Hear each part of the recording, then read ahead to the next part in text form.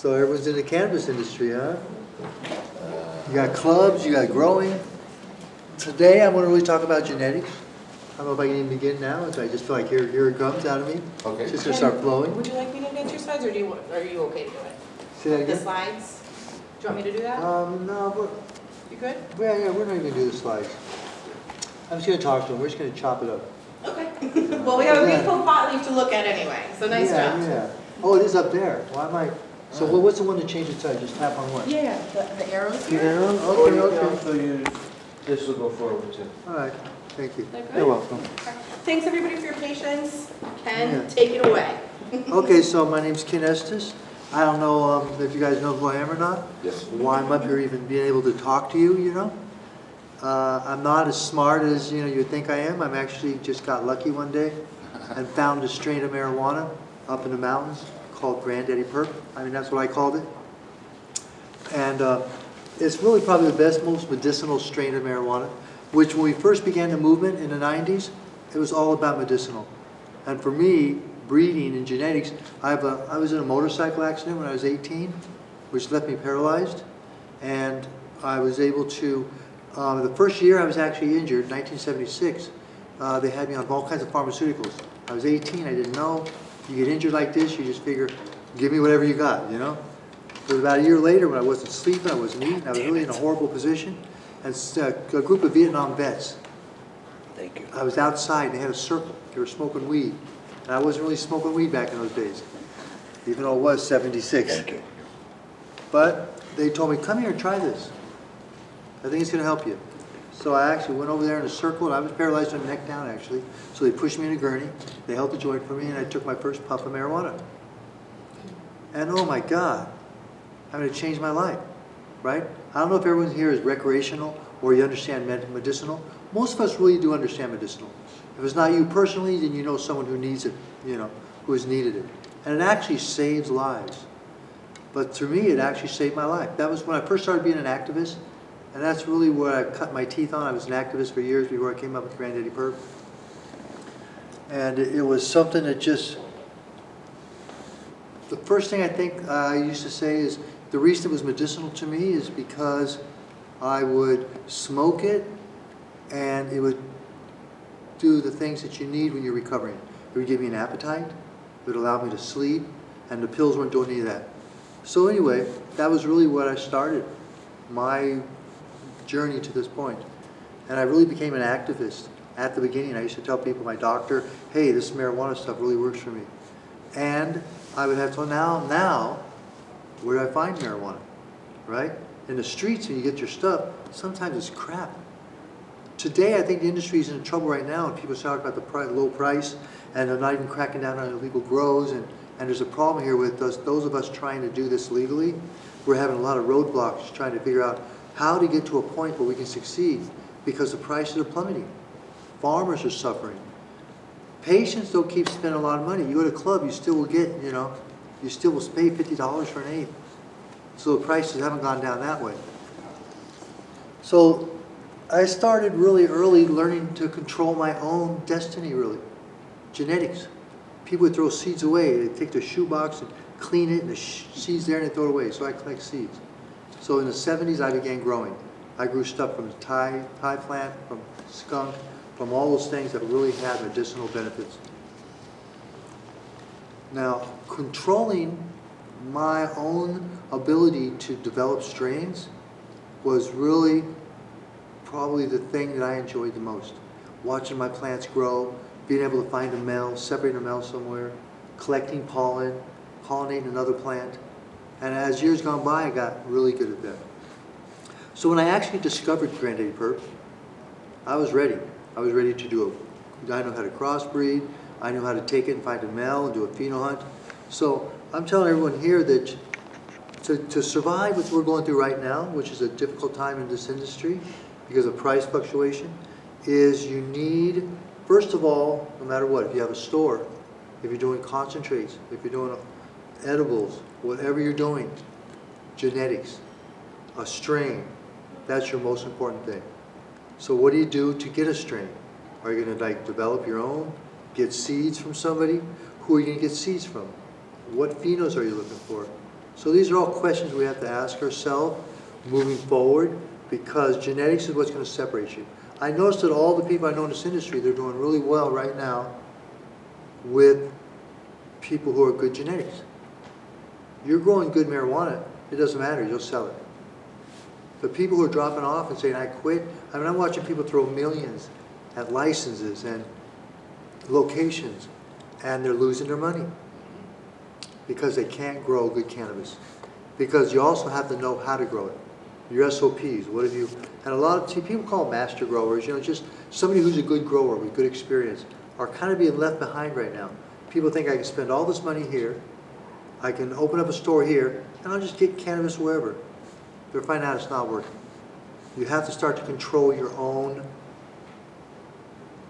cannabis, really control what direction you're going to take the cannabis. So what phenos are you looking for? How are you going to find your own? You either do it yourself through pheno hunts, which is you're going to get seeds. You're going to grow these seeds up. And the process, this is why a lot of people don't do this, because the process I'm going to tell you about is, you know, it's a 1 to 2 year process to come up with a good pheno. And most people have an area that they want to grow in, and they want to grow a large amount. They want people to get it. But it's really hard to do that because you might grow a large amount, and if you don't know how to grow, maybe you get bugs, maybe you have a problem in your garden, and you have to cut down, you lose everything.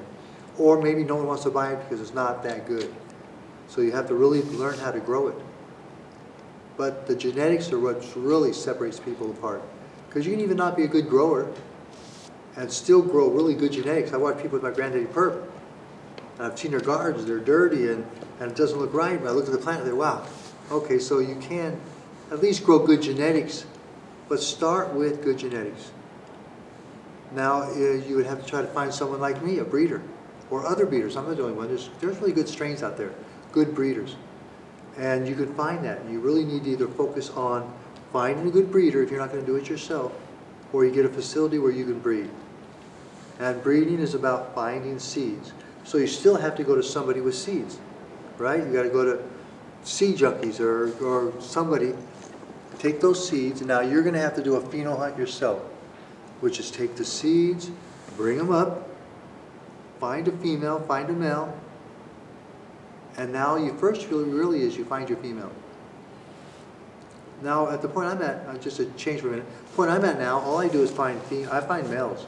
I don't care about females anymore. All I do is pheno hunt for males, because everyone else has bomb females, and I cross my male into theirs, and we have a new genetic, a new strain, and usually takes those traits on. Or you find the traits in these strains that you like. Take a little drink of water for a minute, hold on.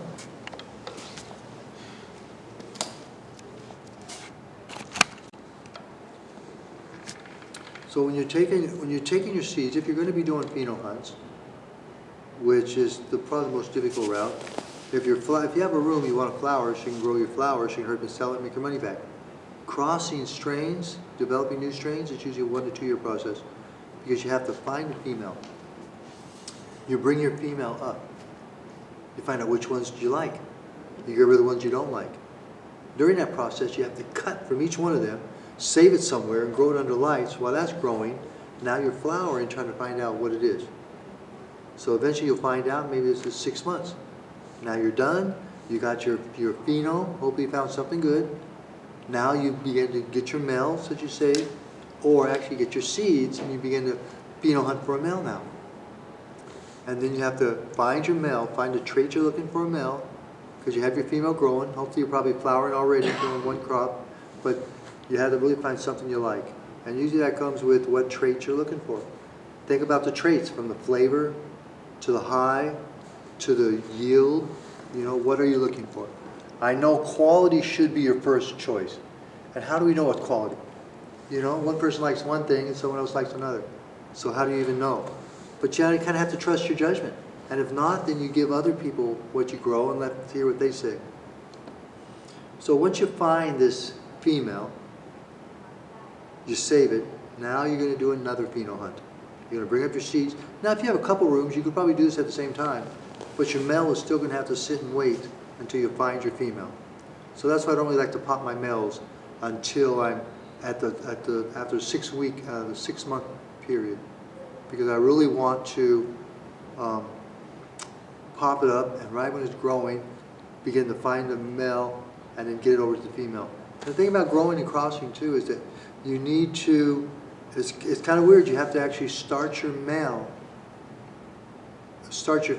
2 weeks before your female, start your male, and what is it? The female grows, oh, because you got to pollinate the female at 4 weeks.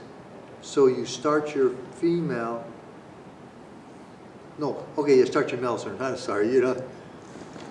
You start your male first because it's going to be throwing out pollen after 6 weeks to 8 weeks.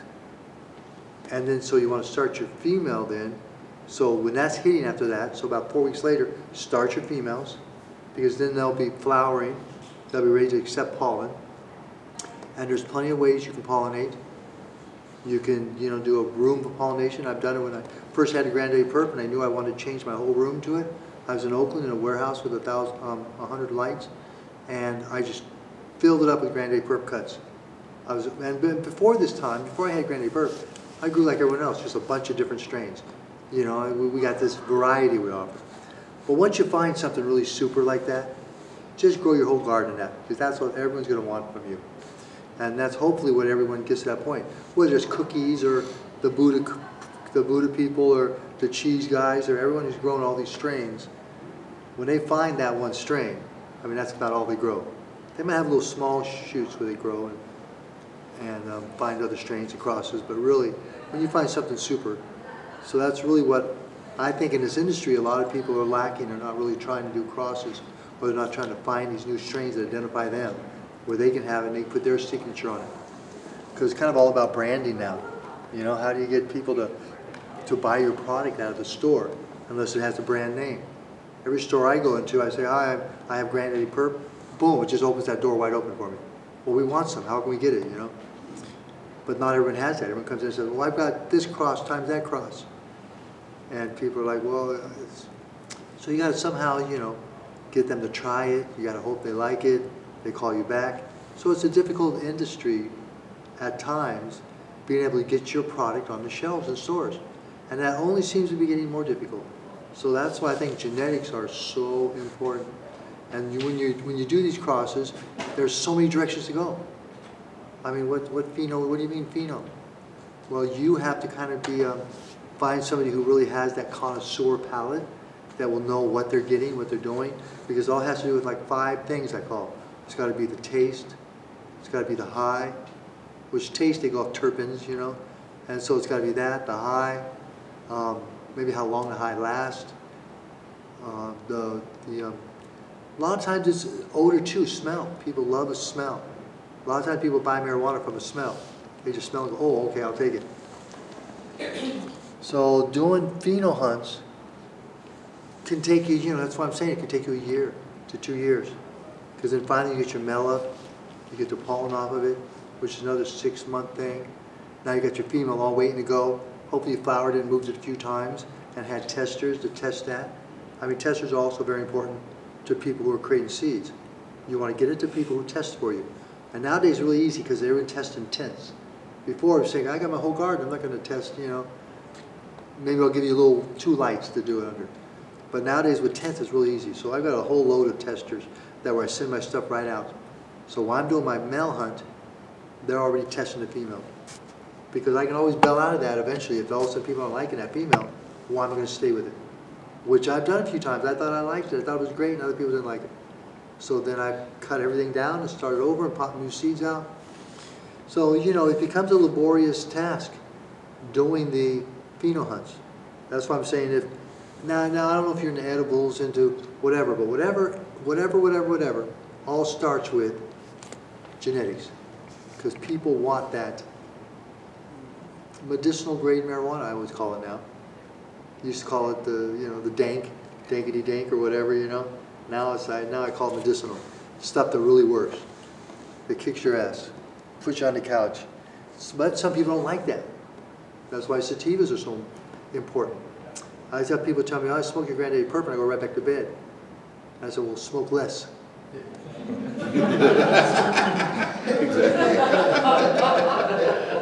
And then with sativas though, that's what's nice about them. They're the kind that gives you kind of a head high. You don't really wipe your body out too much. And so, you know, you can have just a hit of a sativa and clean your apartment for 2 hours, you know, and enjoy it. So, I'd just like to press upon everyone to, you know, focus on genetics. If you're not growing your own, which I do, you need to find a breeder like me that can work with, I mean, you can work with some breeders now and say, I have these genetics, will you bring them up for me? So there's actually agreements like that where you can have somebody else who do that kind of work while you're flowering or getting licenses or, you know, trying to promote, doing whatever you do to get to that point. Strains are probably what's going to get you to the finish line at this point in the game. I go around and look at so much marijuana. I'm in California, up Northern California, Humboldt area. So I mean, that's all anyone does.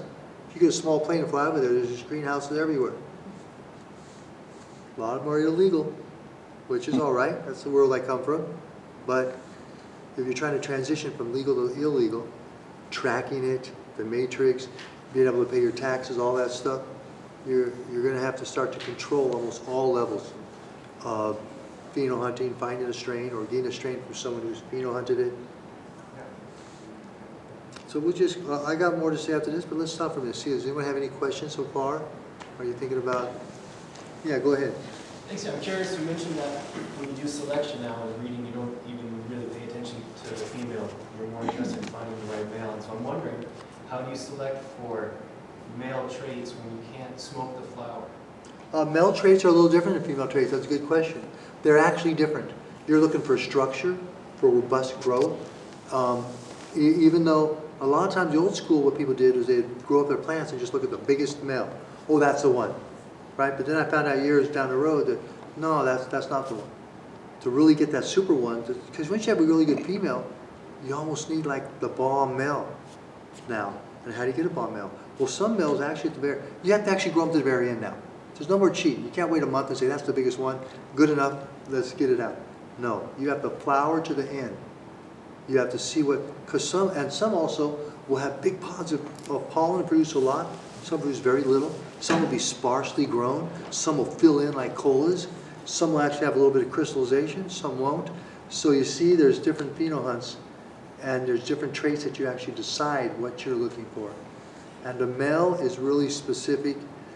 Female can be anything because at the end of it you want to just make sure it's really good smoke. And sometimes the females, I swear, the females, sometimes it's those scrawny little plants that are your bomb ones. It's like, no, I wanted the big one, you know, and no. But you kind of get that from your male plant. So you try to find really a robust grower. And with Granddaddy Perp, what I did when I crossed it, I actually crossed it. I won some cups with Granddaddy Perp, but then I actually got seeds because this plant seeds itself. Even though I had all females, I got about 10 seeds out of one of my 100 light grows in Oakland.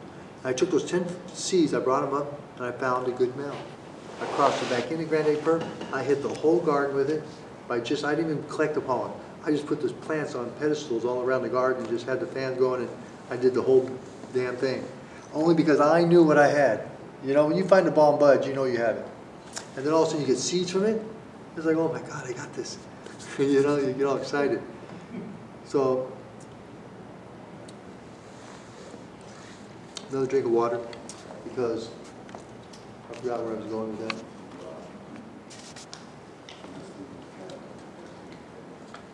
But that kind of answers your question about the male and pollen. So you had a question? Yeah, as you've been growing GDP throughout the years, have you found that the strain prefers any particular grow conditions? It actually does, yes. And that's the other thing. You have to find what condition they grow good under. So if you grow it under, you get testers. You need to have stuff in greenhouses and outdoor and indoor because sometimes they don't do so well in certain environments. Granddaddy Perp does not do well in outdoor gardens. It produces, say, bud to leaf ratio. The bud to leaf ratio is like 30% buds, 70% leaf. I take the same plant indoors, which is where it was bred for, same plant indoors, Granddaddy Perp, 80%, 70 to 80% bud, and a few leaves. It's like, what a difference between conditions. Awesome, thank you. Yeah, no problem. Go ahead. Do you think other craft growers they would have to do a pop 2,000 seeds as opposed to. 2,000 a lot of seeds. Well- I mean, it's nice if you had that many, but even 100 would work. Or just to be, what do they have to, just to be able to compete with MSOs? Or how are breeders going to be able to come here in Illinois and be able to sell their clones to, breed here and sell them to the craft growers who can't afford an HR or security? How are they going to afford research and development or even the canopy space? Well, that's a difficult question. I mean, that's a difficult thing we're dealing with right now, is because you can't even trust nurseries. You could bring a plant from a nursery into your garden, it might not be the genetics they told you it was. And you invested that, and you got a whole garden, and 6 months later, it's not what you thought it was. Or you could get bugs from them, and then bug your whole garden out, because you didn't know. So that's why a lot of people are turning to feminized seeds. And I'm making feminized grande purp seeds, and I'm really into, I used to not like feminized. I went to Europe a bunch of times, to Amsterdam, those guys were all into feminized, and I would tell them, I don't like feminized, I like regular crosses. And they say, oh, you're from California. Just like if I wanted ketchup for my fries, oh, California. Or if I rolled my joint with no tobacco in it, oh, California. They would always say that kind of stuff. So they kind of knew who we were, we stood out. But I changed my mind. Not on the ketchup. I do like the mayonnaise, that's all right. But I changed my mind to, what did I change my mind to? I knew you guys knew what it was too. I was the only one who was forgetting it. Yes, so I changed my mind to feminized. So feminized is actually, I believe in it now, because you don't have to deal with going and getting clones. You get this exact strain. All the phenos are going to be really similar and are just about identical, really.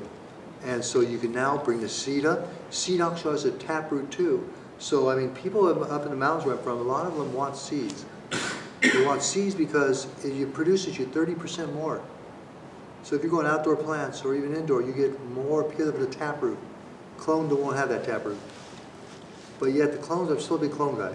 If you got a good strain and a good sell clones, because then people at least can bring that up, and they might not get the yield, but they're still going to get the potency. So that's all there. Why do they call it feminized? Feminized because what they do, what it is, feminized means that all the seeds that pop up are all male. I mean, all female. And why they're female is because we put a chemical on it, which causes the plant to, you either reverse it, do it right to your plant, which causes a female to turn male. But yet that plant is now a hermy. So you got the hermaphrodite trait in it. So no one can really save your strain. They can try to bring it up, but you got the hermaphrodite and you do everything else. But the hermy will carry that trait on. Now you can breed out of it, but it could take you a couple years to breed out of it. So you get the feminized is all female seeds, and that's how we do it. And when we get the pollen from the plant, we just put the chemicals on, we spread them out with the other females, and now when everything's produced, the seeds, all female. So you can now take your garden and put seeds in your whole garden instead of clones, and grow that up, and you'll have more plant, and you'll have, it's just a wonderful process. Even though I used to be so against it, it's strange to hear myself say that, just because I've been so into just doing regular crosses. But regular crosses, you have to bring it up and find your phenome. Even though you might have got grande purp seeds from me, and they weren't feminized, that means you have to go through the process I explained earlier.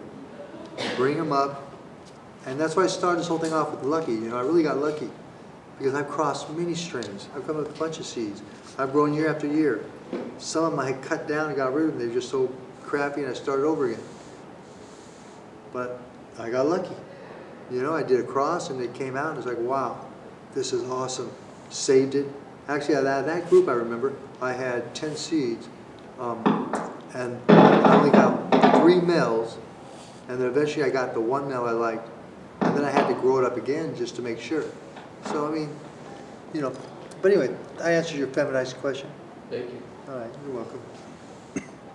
Go ahead. You mentioned that you pollinate the female at 4 weeks. Is that 4 weeks after flipping? Yeah, once you flip the female, you have to flip it. It has to be in flowering. So you got 2 weeks of elongation growth. Yeah. And then you have 2 weeks of, then we got 2 weeks of flowering where it starts to fill in, and right at 4 weeks. 4 to 5 weeks is the time you really want to put the pollen on. And there's a bunch of ways of putting pollen on your plant. I mean, I've even done the stuff where you get little paintbrushes and you get it on your, and you go tap each plant. I mean, years ago, we used to put it into bread bags. So we buy our bread, take the bread out, put some pollen in the bottom of the bread, put it over a branch, tie it off, shake the branch around. 2 days later, take it off. That microphone's hot. Maybe I should turn something off. You turn it off?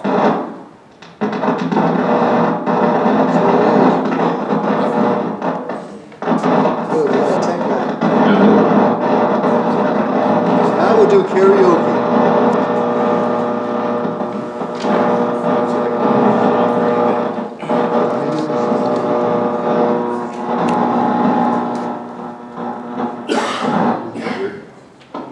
You might have to stand. One arm out.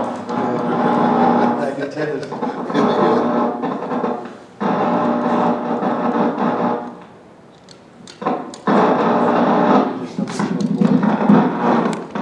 That's really, if you're going to be a craft grower, you really, I think a lot of it's about coming up with your own genetics. Because a lot of people want to know, if they come into your spot, you say, I'm a craft grower, well, what do you have? Well, I've got runts, or I've got other strains. And they'll get those too, but a lot of people like to find something new, something exotic. So it's nice to offer something you came up with, and you let people know that, hey, this is what we got. So guess what? They have to come to you for that. And then your other stuff sells as well. So it's a good business model, I think. Go ahead. How long do you hold your moms, and what's the oldest mom you have? I got the Granny Perp. I have that original mom. Yeah, it's like 36 years old. I heard somebody has a Romulan 24 years old. But this Granny Perp is just a miracle plant. It still is. I mean, I've crossed it. I've got other strains. I've come up with the, I'll get you just a minute. I came up with the, oh, that's what I was talking about earlier.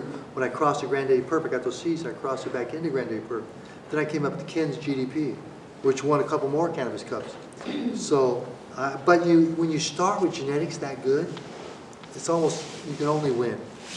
So a lot of people, I mean, it's a lot of work to do stuff like that. That's why I tell a lot of people in the industry, you might want to find a breeder that will work the project with you.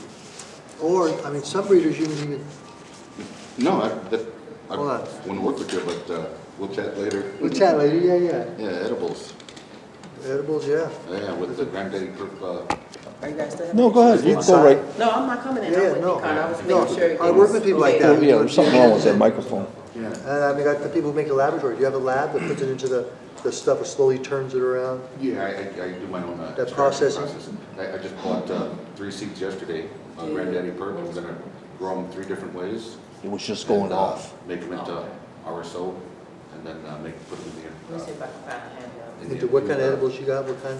Oh, like Be right back. pecan sandies, brownies, cookies. Like the baked goods, regular stuff, yeah. Yeah, cinnamon rolls, we call canna buns. Made under the. Sounds Happy- good. Under the Happy Hemp Fields trademark name. Oh, I like that. So I'm I'm still a working fan on of it. cinnamon rolls. Yeah, canna buns. Yeah, I'll have to look for that. But I mean, that's how this industry is. It's wide open.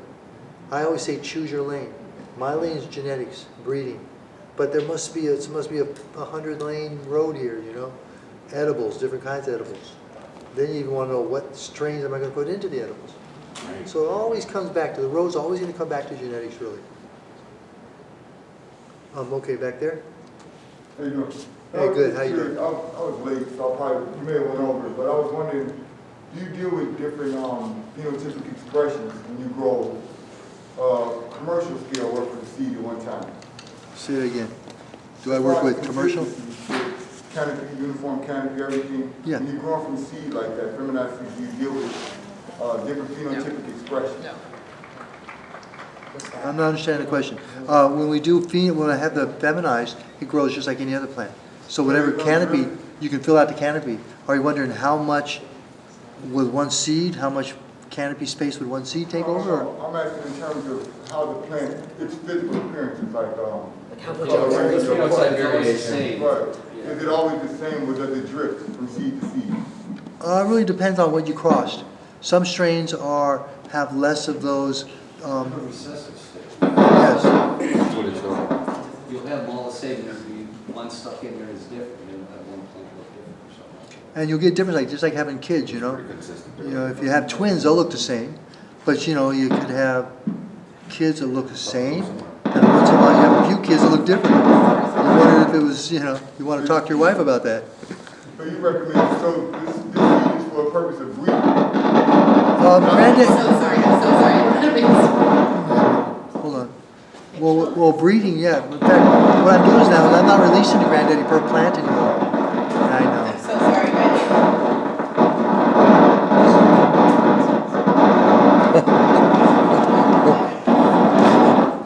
It's following us. Yay. Ooh. I'm trying to call someone at the same time.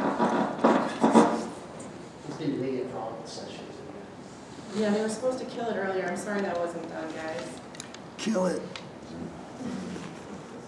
You might have. Oh, I'm in the vision processing room. That microphone's still going crazy. Time to take a Have break. you huh? grown feminized before? no. Yeah, a lot of people are doing feminized. I mean, it's kind of expensive because the seeds are rather expensive, but I mean, it comes with some pluses to it. Knowing you have no bugs, knowing exactly what genetics you get. And with feminized, it's just, the varietal is really, everything seems to be almost identical, like twins. So so you'll get, if you grow up Granddaddy Purp feminized seeds, you would have just about all nothing but that Granddaddy Purp. Same thing as my mother would produce. Not my mother, but my mother plant. Thank you. You're welcome.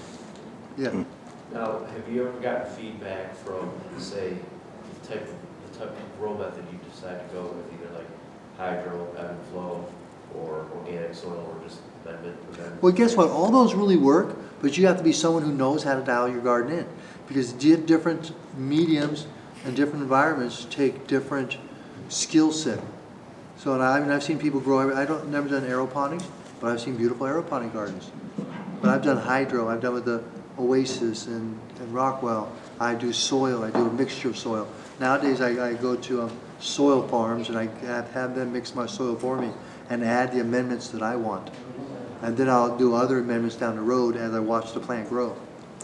I mean, I've seen people with 200-gallon bags with 30-pound plants that look as big as, you know, up to the exit sign. They have to get on ladders to get up there and tend to it. Yet I've seen somebody with the same clone, the same plant, grow the 5-footer, you know? It's kind of like feeding cattle in the sense where, you know, that's the type of feed they can grow best.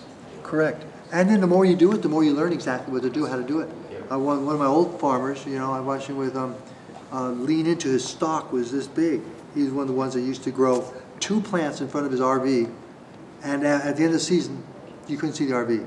They were so big. But he would get in there with, lean his shoulder right into it.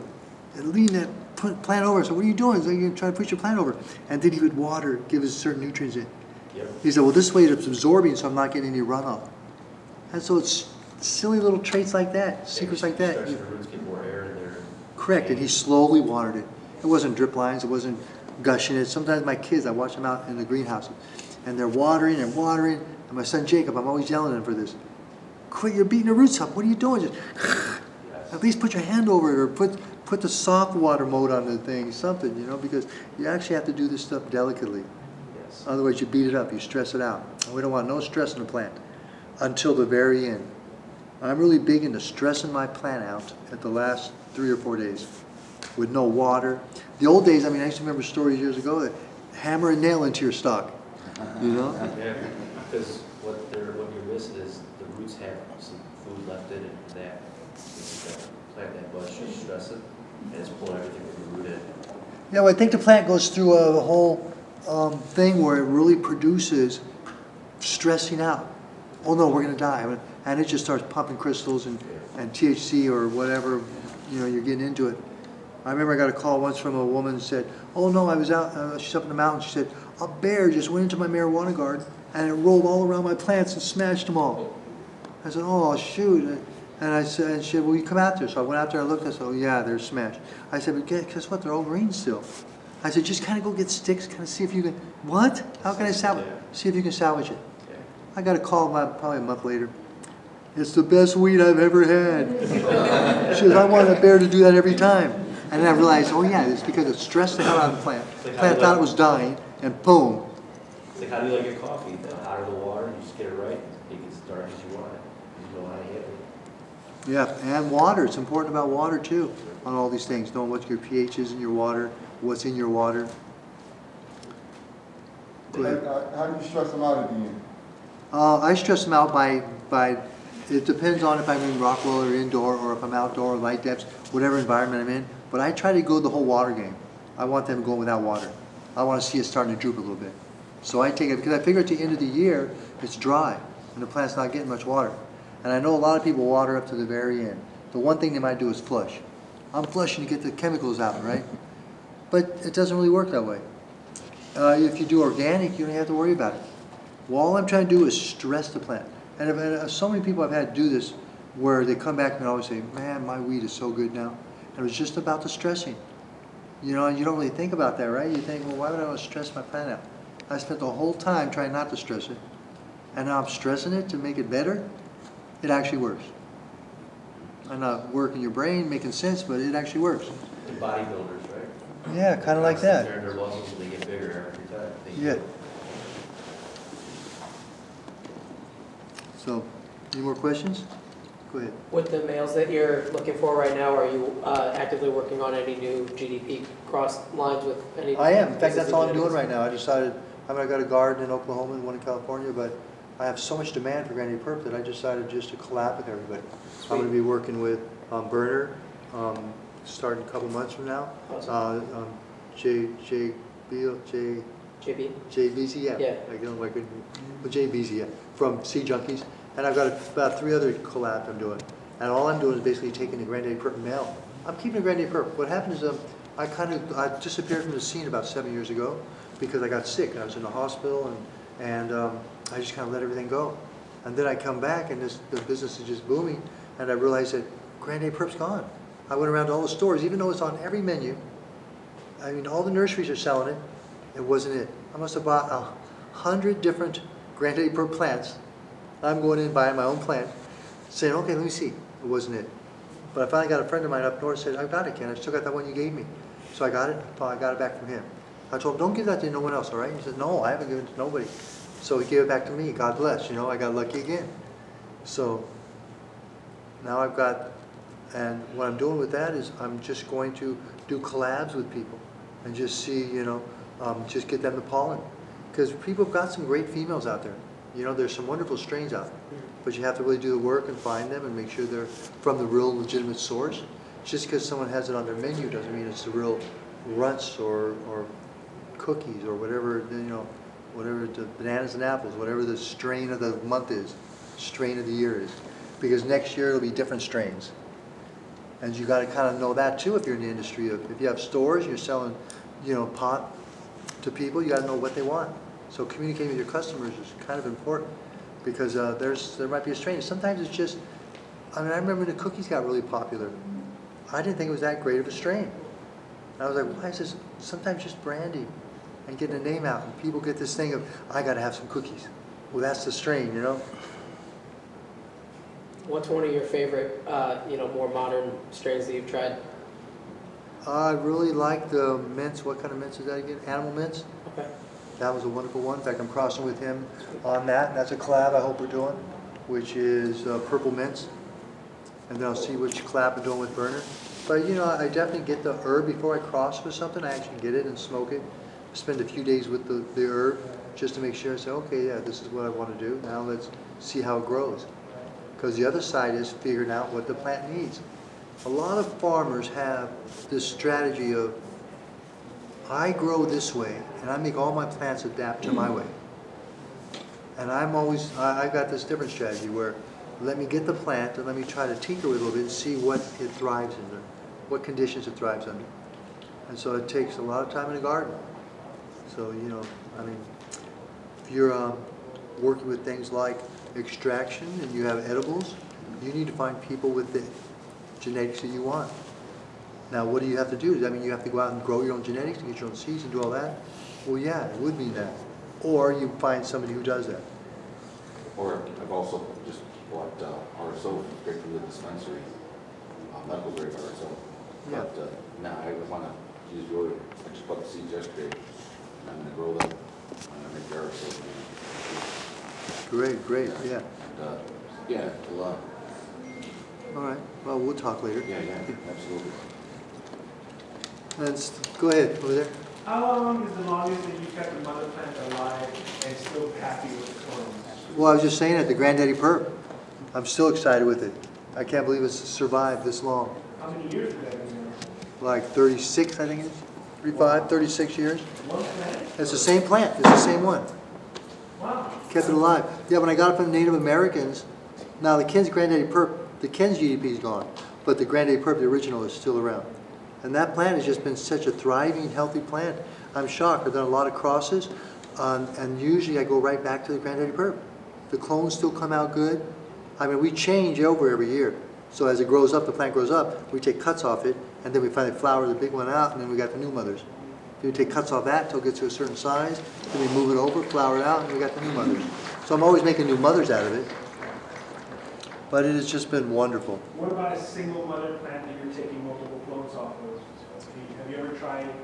So my question is, in my home grow, I've got a mother plant that's about 18 months now, and I'm wondering if I should just flower it, or how long I can continue to milk that cow. Well, I usually go for a year. So I think you just gotta pay attention to the clones and the plants and see if the strain is actually weakening. If it's not producing, it's not growing as healthy, it's not stretching up, it's not the bud's not filling in, it's not getting dense anymore. It's got certain traits that are starting to wane, and then you realize, let me change it up. Because as soon as you get new mothers, you start again. You'll be surprised how healthy these cuts and how healthy that strain still is. So that's what you recommend, basically. If I like that mother plant, take one of its clones and make it the mother plant. Make another mother. Every year be changing that up. And then taking the big plants and actually flowering them out. Because you still got a big plant. I mean, I got a little room that I just put my mothers in. And, I just flower them and I always get a bigger yield. They're big. Yeah, it's kind of fun to grow. Because a lot of things, especially with indoor, I do mostly indoor. I mean, I advise and talk to a lot of big outdoor farmers, but the outdoor markets kind of went under. And Granddaddy Perp doesn't really do well outdoors. So I focus just on indoor. I mean, I've been in the game long enough to know that in the 70s, the balm weed was outdoors. That was the skunk, the Panama Red, the Colombian Gold, it was all outdoors. I was an indoor farmer in 77 with my little hydro in my closet, opening the door, every morning. I have friends come over and say, there's a light in your closet. Don't worry about it, That was your plant on the Grower's Bible? Yeah, back in that road, the Rod Rosenthal's book. Oh yeah, in the Bible. Yeah. And so I would just, and it took me, that hydro system, it always grew like bud that wasn't crystally, wasn't dense, and then the 80s kicked in. And then they started raiding our gardens everywhere. And everyone's doing serious time, and a lot of people I knew went to jail. I went to jail. I went to jail twice over this stuff. I got raided by the feds 3 times. I'm the most rated guy in California. Wow. Not proud of that. But hey, it happened. When you're on the front lines, I mean, I still kick myself in the butt. Because if I didn't do the movement, and didn't get out there and start doing interviews and start, showing up to the protest and all, I probably would have left alone. But I mean, they've got 5 homes, 300 acres, they got my plane, my boat, all that. I said, you can't have all this stuff. I said, oh, why not? I grew it, I sold it. Well, now we can. Now I know plenty of people who are actually making that kind of money. But then again, I know, don't burn your money either. That's why I just talk about, hey, genetics is where it's at. Because I got people burning millions of dollars and they're closing their farms down. I'm thinking, man, I don't have millions of dollars to waste like that. How can you put up for a year and just, I quit? And I think the #1 reason is they don't take the genetics serious. Also getting a grower. A good grower knows what they're doing. Half the time people tell me, I got a cousin. He grew some plants a couple years ago. He knows what he's doing. I mean, I hear that story so many times, I'm always shocked. So you're not going to get an expert? No. You spent millions of dollars and you're not going to get an expert. And you don't know what you're going to get for genetics. I mean, that should really be the first way. But the reason I know about the genetics and the herb is because I'm a user. I love marijuana. I love her. Is this an intervention? Yeah. And so, I always start off just letting people know that really it's all about the genetics. And if you're going to get in this industry and succeed, get to that point. Find how to get to that point of genetics. whether you do it, whether someone else does it, whether you research it more, and know that it's a constantly moving goal line. Because next year it's going to be another strain. Like runts, the last 2 years, runts. Everyone wanted runts, pounds of runts. Nowadays, what's everybody want? Something with purple in it. So I'm actually sitting in a good spot right now. Have you guys smoked Granddaddy Perp? Show me your arms. How many people have smoked the real? Do you know it's the real Granddaddy Perp? Well, I don't know about that. Yeah, see, that's the problem. Is I see my menu, I see my name on every store I got into. I mean, it's been 98% of them. It's not Granddaddy Perp. I'm always looking at it. Let me see your jar. Let me see your bag, because I want to see what it's like. You know, I don't tell them, hey, I'm the guy who created that. Let me say it. You know, but I just want to know. And it's not out there. Can we get my power?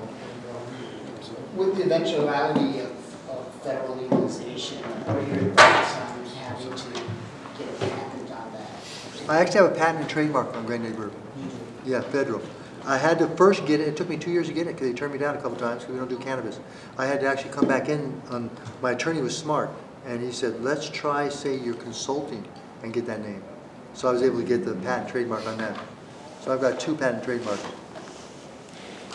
fact, I could send out to all the stores, cease and desist. Yeah. You know how much that's going to cost? Because my name's everywhere.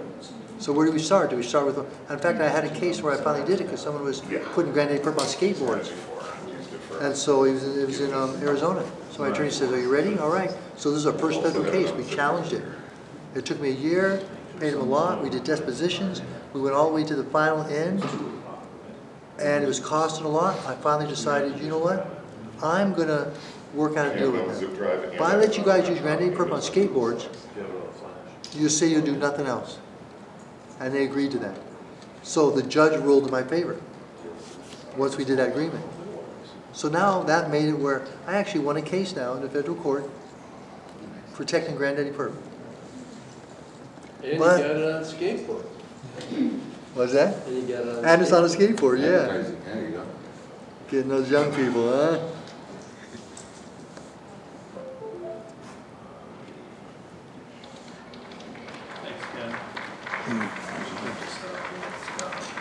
They're kicking you out? I don't know. Yeah, and then we do have to give you The- the bell ring. Give me the what's the thing, the hook. cane around the neck. hook. The hook, yeah. Let's go, Kenny. Fight it. Are you gonna be at your booth? for the I'll be next at my hour? booth. Yeah, I'll be at my booth too. To the rest of So the if you day? guys have any more questions or anything, yeah, Rest of the- okay. come to the booth and we can talk about this stuff. Yes, yeah, definitely. Thank you all for coming. Thank you. All right, thanks.